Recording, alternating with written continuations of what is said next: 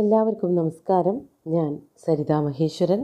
ഇന്ന് ശ്രീകൃഷ്ണവിലാസ മഹാകാവ്യത്തിൻ്റെ 11ാമത്തെ സർഗത്തിലെ 34, 35, 36 എന്നീ 3 ശ്ലോകങ്ങൾ നമുക്ക് പഠിക്കാം.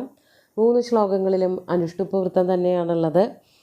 ഇവിടെ നമ്മൾ പറഞ്ഞുകൊണ്ടിരുന്ന കഥ എന്ന് പറയുന്നത് ശ്രീകൃഷ്ണനും നഗ്നജിത്തും തമ്മിലുണ്ടായ സംഭാഷണമാണ്. കാളകളെ പിടിച്ചു കെട്ടണ കഥ, അതിനായിട്ട് വന്ന രാജാക്കന്മാർക്ക് വന്നതായിട്ടുള്ള ദുരന്തങ്ങൾ അതിനെ പറ്റിയിട്ടൊക്കെയാണ് പറഞ്ഞുകൊണ്ടിരിക്കുന്നത്. ഇനി ബാക്കി എന്തൊക്കെയാണ് ആ വിഷയം തന്നെയാണ് വർണ്ണിക്കുന്നത്. ശ്രീകൃഷ്ണനോട് പിന്നെയും നഗ്നജിത്ത് കാളകളെ പിടിക്കാൻ വരുന്നവരുടെ കഥയുമൊക്കെ വർണ്ണിച്ചു കൊണ്ടിരിക്കുകയാണ്. നമുക്ക് 34ാമത്തെ ശ്ലോകം നോക്കാം. തേഷാം വിഭിന്നഗാത്രാണാം വീക്ഷണേന മഹീക്ഷിതാം സ്വപ്നേ വിനോപസർപ്പന്തി രാജാനോ നഗരീമിമാം. നമുക്ക് പദച്ഛേദം പറയാം. തേഷാം വിഭിന്നഗാത്രാണാം വീക്ഷണേന മഹീക്ഷിതാം സ്വപ്നേ അഭി ന ഉപസർപ്പന്തി രാജാന നഗരീം ഇമാം. ഈ രാജാക്കന്മാർ പോയവർ, അതായത് നഗ്നജിത്തിൻ്റെ കൊട്ടാരത്തിൽ വന്നിട്ട് കാളകളുമായിട്ട് ഏറ്റുമുട്ടി പോകുന്നവരുടെ കഥ പറഞ്ഞല്ലോ. അവരുടെ ശരീരമൊക്കെ മുറിഞ്ഞ് വല്ലാതെ പരിക്കുകളോട് കൂടിയിട്ടൊക്കെയാണ് അവർ തിരിച്ചു പോണത്. അങ്ങനെയുള്ള രാജാക്കന്മാരെന്താ ചെയ്യണത് എന്നുള്ളതാണ് ഇവിടെ കവി പറയണത്. രാജാക്കന്മാർ, മറ്റ് രാജാക്കന്മാർ അവരെന്താ ചെയ്യണത്? വിഭിന്നഗാത്രാണാം തേഷാം മഹീക്ഷിതാം വീക്ഷണേന. വിഭിന്നഗാത്രന്മാർ, വിഭിന്നം എന്നുള്ളത് കൊണ്ട് വിശേഷേണ ഭിന്നമായ എന്ന അർത്ഥമാണ് എടുക്കേണ്ടത്. നല്ലോണം മുറിവ് പറ്റിയ, രണ്ടായി പിളർന്ന, വിഭിന്നം ആയിട്ടുള്ള അഭിപ്രായമുള്ളവരെന്നൊക്കെ നമ്മൾ മലയാളത്തിൽ പറയാറുണ്ടാവും. ആ വാക്കിനർത്ഥം വ്യത്യസ്തം എന്നാണ്. എന്നാൽ ഇവിടെ സംസ്കൃതത്തിൽ വിഭിന്ന എന്നുള്ള പദം ഉപയോഗിച്ചിരിക്കുന്നത് വിഭിന്നമായ ഗാത്രത്തോടു കൂടിയവർ, അതായത് മുറിവേറ്റ് കാളകളുടെ ചവിട്ടും തൊഴിയും കൊമ്പുകൊണ്ടുള്ള കുത്തലും ഒക്കെ ഏറ്റിട്ട് മുറിവേറ്റ് പോയവർ എന്ന ആ അർത്ഥത്തിലാണ് ഇവിടെ പറയണത്. അതാണ് വിഭിന്നഗാത്രാണ്. മുറിവേറ്റ ശരീരത്തോടു കൂടി ഇവിടെ നിന്ന് രക്ഷപ്പെട്ടു പോയ ശിശുപാലനെ പോലെയുള്ള രാജാക്കന്മാർ. വിഭിന്നഗാത്രാണാം തേഷാം മഹീക്ഷിതാം. മഹീക്ഷിത് എന്ന് പറഞ്ഞാൽ രാജാവ് എന്നാണ് അർത്ഥം. മഹീം ക്ഷിയന്തി ഇതി മഹീക്ഷിത്. ക്ഷിയന്തി എന്ന് പറഞ്ഞാൽ പരിപാലയന്തി, പാലയന്തി എന്നൊക്കെയാണ് അർത്ഥം. അങ്ങനെ രാജ്യം പരിപാലനം ചെയ്തുകൊണ്ടിരിക്കുന്ന വലിയ വലിയ രാജാക്കന്മാരെ, ചെറിയവരെ കയ്യൂക്കുണ്ടെന്ന് വിചാരിച്ച് വന്നവരെ, ഇങ്ങനെയുള്ള എല്ലാ രാജാക്കന്മാരുടെയും വീക്ഷണേന, അവരുടെ ഒരു അഭിപ്രായം മാനിച്ചുകൊണ്ട്, അവരിവിടെ വന്നിട്ടുണ്ടായ അനുഭവങ്ങളൊക്കെ മറ്റുള്ളവരോടൊക്കെ പറയൂലോ, ആ വീക്ഷണത്തോടു കൂടി, ആ വീക്ഷണം കൊണ്ട് അവർ പറഞ്ഞു കൊടുക്കുന്നത് കൊണ്ട് ആ ഭാഗത്തേക്ക് എങ്ങും പോവണ്ടാട്ടോ എന്നുള്ള രീതിയിലുള്ള ഒരു അഭിപ്രായം രാജാക്കന്മാർ അനുഭവിച്ചവർ പറഞ്ഞു കൊടുക്കുമല്ലോ, അതാണ് ഉദ്ദേശിക്കുന്നത്. അത് സാധാരണ സംസ്കൃതത്തിൽ പറയുന്ന ഒരു രീതിയിലല്ല പറഞ്ഞിരിക്കുന്നത്. വിഭിന്നഗാത്രാണാം തേഷാം മഹീക്ഷിതാം വീക്ഷണേന എന്നൊക്കെ പറയുമ്പോൾ വ്യത്യസ്തമായ അനുഭവമുള്ള രാജാക്കന്മാരുടെ വീക്ഷണത്താൽ അല്ലെങ്കിൽ വീക്ഷണം കൊണ്ട് എന്നൊക്കെയാണ് അർത്ഥം തോന്നുക. എങ്കിലും അതല്ല സന്ദർഭം കൊണ്ട് നമ്മൾ മനസ്സിലാക്കേണ്ടത്. ശരീരം മുഴുവനും മുറിവേറ്റവരായിട്ടുള്ള രാജാക്കന്മാരുടെ അഭിപ്രായം കേട്ടിട്ടുള്ള മറ്റു രാജാക്കന്മാർ. ഇനി കാളകളെ ഒന്ന് പിടിച്ചു കെട്ടിയിട്ട് ആ പെൺകുട്ടിയെ വിവാഹം കഴിക്കണോ എന്ന് ആലോചിക്കുന്നവരായിട്ടുള്ള രാജാക്കന്മാർ, അവർക്ക് എന്താണ്, അവരുടെ തോന്നൽ എന്താണെന്ന് കവി പറയാണ്. ഇമാം നഗരീം. അവർ ഈ ഒരു നഗരിയെ പറ്റിയിട്ട്, കോസലം എന്ന് പറഞ്ഞ നഗരത്തിനെ പറ്റിയിട്ട്, സ്വപ്നേ അഭി ന ഉപസർപ്പന്തി, അവർ ഈ ഒരു നഗരത്തിലേക്ക് സ്വപ്നത്തിൽ പോലും പോകണം എന്ന് വിചാരിക്കുന്നില്ല. അതിൻ്റെ അടുത്ത പരിസരത്തേക്ക് പോലും സ്വപ്നത്തിൽ വരുന്നില്ല. അതാണ് ഉദ്ദേശിക്കുന്നത്. അതായത് അവർക്ക് ഈ ഒരു നാട്ടിലേക്ക് വരണമെന്നോ ഈ കാളകളെ കെട്ടണമെന്നോ എന്നുള്ള മോഹങ്ങളൊക്കെ അവരെന്നേക്കുമായിട്ട് ഉപേക്ഷിച്ചു. ഈ കാളകളുടെ സ്വഭാവവും അതിൻ്റെ ആ കാളകളുടെയൊക്കെ ആക്രമണ സ്വഭാവം, ആക്രമണത്തിൻ്റെ ശക്തി, ശരീരത്തിൻ്റെ ക്ഷീണം, ചിലർ മരിച്ചു പോയിട്ട് തന്നെ ഉണ്ടാവാം ഇവയുടെ ആക്രമണം കൊണ്ട്, അതൊക്കെ കണ്ടും കേട്ടും ഒക്കെ പേടിച്ചവരായ രാജാക്കന്മാർ അവരാരും ഇനി ഈ പരിസരത്തേക്കൊന്നും വരില്ല എന്നുള്ള കാര്യവും ഉറപ്പാണ്. അതാണ് നഗ്നജിത്ത് ശ്രീകൃഷ്ണനോട് പറയണത്. സ്വപ്നത്തിൽ പോലും വരണമെന്ന് അവർ വിചാരിക്കണില്ല. പിന്നെയല്ലേ ശരിക്കുമുള്ള ജീവിതത്തിൽ അവർ ഈ കൊട്ടാരത്തിൻ്റെ അടുത്തേക്ക് വരണത്, കാളകളുമായിട്ട് ഏറ്റുമുട്ടാനുള്ള ആ കാര്യമൊക്കെ ആലോചിക്കണത്. ആരും വരാൻ സാധ്യത ഇല്ലാതെയായി തുടങ്ങി എന്നാണ് പറയണത്. നമുക്ക് 35ാമത്തെ ശ്ലോകം നോക്കാം. ദർപ്പമാഗച്ഛതാം രാജ്ഞാം സ്മൃത്വാ ദൈന്യം ച ഗച്ഛതാം ഹാസഃ പ്രവർത്തതേദ്യാപി പ്രജാനാം ഭിന്നപാർശ്വക. നമുക്ക് പദച്ഛേദം ആദ്യം പറയാം.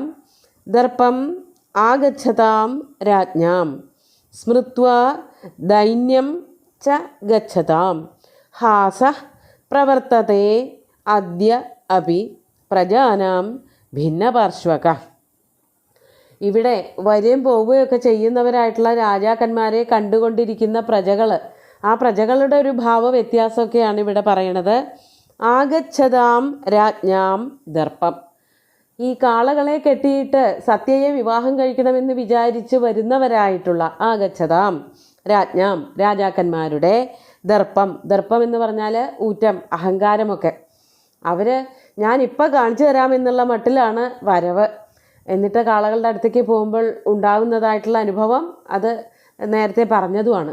അപ്പോൾ വരവിലുള്ളതായിട്ടുള്ള അഹങ്കാരവും പ്രതാപവും അവരുടെ വരവും ഒക്കെ കണ്ടിട്ട് അതോടൊപ്പം തന്നെ ഗച്ഛതാം, ആഗച്ഛതാം എന്ന് പറഞ്ഞാൽ വരുന്നവരുടെ, ഗച്ഛതാം എന്ന് പറഞ്ഞാൽ പോകുന്നവരുടെ, ഈ കാളകളുമായിട്ടുള്ള മത്സരമൊക്കെ കഴിഞ്ഞിട്ട് തിരിച്ചു പോകുന്നവരായിട്ടുള്ള രാജാക്കന്മാരുടെ തേഷാം രാജ്ഞാം ദൈന്യം ച സ്മൃത്വ, അവരുടെ ദൈന്യം കൂടി ഓർത്തിട്ട്, ഇവ വരുന്നവരുടെ അഹങ്കാരവും പോകുന്നവരുടെ ദൈന്യം എന്ന് പറഞ്ഞാൽ ദീനാവസ്ഥ, മുറിവേറ്റിട്ടും വേദനിച്ചിട്ടും ശരീരം മുഴുവനും അസ്വസ്ഥമായിട്ടും ചുട്ടുനീറിയിട്ടും ഒക്കെ ഉള്ളതായിട്ടുള്ള അവസ്ഥകൾ കണ്ടിട്ടും അതൊക്കെ ഓർത്തുകൊണ്ട്, ഈ വരുന്നവരുടെ സ്വഭാവമല്ല പോണവർക്ക്, ആ വരവിലുള്ളതായ കേമത്തങ്ങളൊന്നും പോണവർക്കില്ല, അതൊക്കെ കൂടി ഓർത്തുകൊണ്ട് സ്മൃത്വ ഓർക്കുന്നവരായിട്ടുള്ള പ്രജാനാം പ്രജകൾക്ക് എന്താ തോന്നുന്നത്? അവരുടെ ഉള്ളിലും മുഖത്തുമൊക്കെ എന്ത് കാണാം?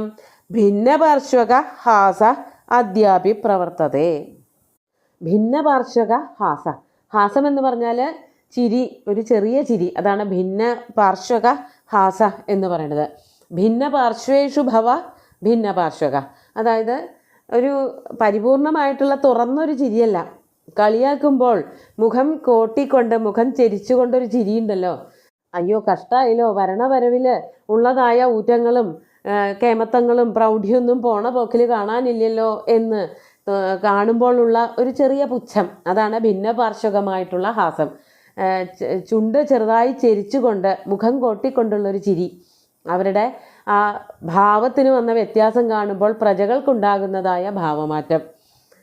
ഈ വലിയ കേമത്തം കാണിച്ച് വരുന്നവർ തോറ്റു പിന്മാറുമ്പോൾ സ്വാഭാവികമായിട്ട് എല്ലാവരും കാണിക്കുന്നതായിട്ടുള്ള ചില ആക്ഷനുകൾ, അതാണ് ഇവിടെ പറയണത്. ചുണ്ടുകൊണ്ട് കാണിക്കുന്ന ചില വക്രീകരണങ്ങളും അതുപോലെ കളിയാക്കി ചിരിക്കലും ഒക്കെയാണ്. അതാണിവിടെ കവി ഒറ്റ വാക്കുകൊണ്ട് സൂചിപ്പിച്ചത്. ഭിന്നപാർശ്വകമായിട്ടുള്ള ഹാസം അത് അദ്യാപി ഇന്നും പ്രവർത്തിച്ചു കൊണ്ടിരിക്കുന്നു. അതായത് ചില ആൾക്കാർ വന്നതിനെ പറ്റിയിട്ട് ഇപ്പോഴും ആൾക്കാരൊക്കെ പറയുന്നുണ്ടാവും, പ്രജകൾ ചില രാജാക്കന്മാരുടെ കേമായിട്ടുള്ള വരവും തോറ്റുപോക്കും ഒക്കെ പ്രസിദ്ധമായിട്ട് കിടക്കുന്നുണ്ടാവും. അതൊക്കെ എപ്പോഴും പറഞ്ഞു ചിരിക്കുന്നവരുണ്ട്. അതന്ന് അത് കണ്ടപ്പോൾ കളിയാക്കി ചിരിച്ചവരുണ്ട്. അതൊക്കെ ഇപ്പോഴും പ്രവർത്തിച്ചു കൊണ്ടിരിക്കുന്നുണ്ട്. മാത്രമല്ല രാജാക്കന്മാരുടെ വരവും പൊതുവെ കുറഞ്ഞിട്ടുമുണ്ട്. അതാണ് ഇവിടെ കവി വർണ്ണിക്കുന്നത്. അങ്ങനെ പലരും വന്നുപോയ ഒരു ചരിത്രമാണിപ്പോൾ. അതായത് കാളകളുമായിട്ട് ഏറ്റുമുട്ടി പോയ ഒരു കഥയാണ് എനിക്ക് അങ്ങയോട് പറയാനുള്ളത് എന്നാണ് നഗ്നജിത്ത് ഭഗവാനോട് പറയണത്. നമുക്ക് 36-ാമത്തെ ശ്ലോകം കൂടി നോക്കാം. കഥയാ കിം തയാ കൃഷ്ണ ലബ്ധ്വാപി ത്വാമിഹാഗതം ചലിതും ക്ഷമതേ ജിഹ്വാ നമേ സമയ സംയത. നമുക്ക് പദച്ഛേദം പറയാം, ധാരാളമായിട്ടൊന്നും ഇല്ല എങ്കിലും. കഥയാ കിം തയാ കൃഷ്ണ ലബ്ധ്വാ അപി ത്വാം ഇഹ ആഗതം ചലിതും ക്ഷമതേ ജിഹ്വാ ന മേ സമയസംയത. ആദ്യത്തെ 2 വരിയിൽ മാത്രമേ പദച്ഛേദം പറയാനുള്ളൂ. ശ്ലോകത്തിൽ കൃഷ്ണ എന്ന് വിസർഗം കൊടുത്തിട്ടുണ്ട്. അത് പ്രഥമ ഏകവചന രൂപത്തിലാണ്. അതല്ല വേണ്ടത്. നഗ്നജിത്ത് ഭഗവാനെ വിളിക്കുക ചെയ്യണത്, സംബോധനയാണ് വേണ്ടത്. അപ്പോൾ വിസർഗം വേണ്ട, കൃഷ്ണ എന്ന്. മലയാളത്തിൽ അങ്ങനെ തന്നെയാണ് എഴുതിയിരിക്കുന്നത്, സംസ്കൃതത്തിൽ ടൈപ്പ് ചെയ്ത് അങ്ങനെ ആയിപ്പോയി. അപ്പോൾ ഭഗവാനെ സംബോധന ചെയ്തുകൊണ്ട് പറയാണ്, ഹേ കൃഷ്ണ, കിം തയാ കഥയാ, ഈ കഥകളൊക്കെ പഴങ്കഥകളൊക്കെ പറഞ്ഞിരുന്നിട്ട് എന്തിനാ ഈ കഥ പറഞ്ഞിട്ടൊന്നും ഒരു പ്രയോജനവും ഇല്ല എന്നർത്ഥം. നിഷ്പ്രയോജനമായിട്ടുള്ള കഥകളാണ്. ഇഹ ആഗതം ത്വാം ലബ്ധ്വാ അഭി, അങ്ങ് എന്നെ കാണാൻ വേണ്ടിയിട്ട് എന്തിനാണ് വന്നത് എന്നുള്ളത് മുഴുവനും അറിയില്ല എങ്കിലും ഇവിടെ വന്നിട്ടുള്ള ഇഹ ആഗതം ത്വാം ലബ്ധ്വ, അങ്ങനെയുള്ള അങ്ങയെ കിട്ടിയിട്ടും, ഇവിടെ എന്നെ കാണാനായിട്ടോ രാജ്യത്തിലേക്ക് വന്നതായിട്ടുള്ളതോ ആയ അങ്ങയെ കിട്ടിയിട്ടും, ത്വാം ലബ്ധ്വ അഭി സമയസംയത മേ ജിഹ്വ. സമയസംയത, സമയം എന്ന് പറഞ്ഞാൽ പ്രതിജ്ഞയാണ്. എൻ്റെ മകൾ വീര്യശുൽക്കയാണ് എന്ന് പ്രതിജ്ഞ ചെയ്തിട്ടുണ്ടല്ലോ, ആ പ്രതിജ്ഞയിൽ ഉറച്ചുപോയ എൻ്റെ മനസ്സ്, സമയസംയത മേ ജിഹ്വ, അതിൽ ഉറച്ചുപോയതായ എൻ്റെ നാവുണ്ടല്ലോ, അത് ചലിതും ന ക്ഷമതേ. ചലിതും ന ക്ഷമത എന്നുള്ളത് കൊണ്ട് വേറെ ഒന്നും പറയാൻ എനിക്ക് പറ്റണില്ല.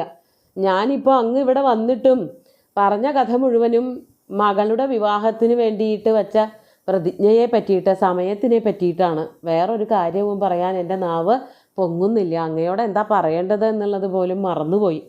വേണ്ട പോലെ ആശംസകളൊക്കെ അറിയിച്ചതിന് ശേഷം, സ്വാഗതമൊക്കെ പറഞ്ഞതിന് ശേഷം പിന്നെ പറഞ്ഞ മുഴുവൻ കഥ ഈ കാളകളെ കെട്ടണ കഥയാണ്. അതല്ലാതെ വേറൊന്നും ഇതുവരെ സംസാരിച്ചില്ല. ഞാനിനി എന്താണ് അങ്ങയോട് പറയേണ്ടത് എന്നുള്ള ഒരു ആശങ്കയാണ് ഇവിടെ രാജാവ്, കോസല രാജാവ് ശ്രീകൃഷ്ണനോട് പറയണത്. അടുത്ത ശ്ലോകങ്ങൾ അടുത്ത ദിവസം നോക്കാം. ഇന്ന് ഈ 3 ശ്ലോകങ്ങളും ഒന്നുകൂടി ചൊല്ലി നോക്കാം. തേഷാം വിഭിന്നഗാത്രാണാം വീക്ഷണേന മഹീക്ഷിതാം സ്വപ്നേപി നോപസർപ്പന്തി രാജാനോ നഗരീമിമാം ദർപ്പമാഗച്ഛതാം രാജ്ഞാം സ്മൃത്വാ ദൈന്യം ച ഗച്ഛതാം ഹാസഃ പ്രവർത്തതേദ്യാപി പ്രജാനാം ഭിന്നപാർശ്വക കഥയാ കിം തയാ കൃഷ്ണ ലബ്ധ്വാപി ത്വാമിഹാഗതം ചലിതും ക്ഷമതേ ജിഹ്വാ നമേ സമയസംയത. ഇനി ബാക്കി വിഷയങ്ങൾ അടുത്ത ദിവസം നോക്കാം. വളരെ ലളിതമായ സുന്ദരമായ 3 പദ്യങ്ങളും ഭഗവാന്റെ കാൽക്കൽ അർപ്പിച്ചുകൊണ്ട് ഗുരുവായൂരപ്പനെ സാഷ്ടാംഗം നമസ്കരിച്ചുകൊണ്ട് എല്ലാവർക്കും ശുഭദിനം നേർന്നു നിർത്തട്ടെ. നന്ദി.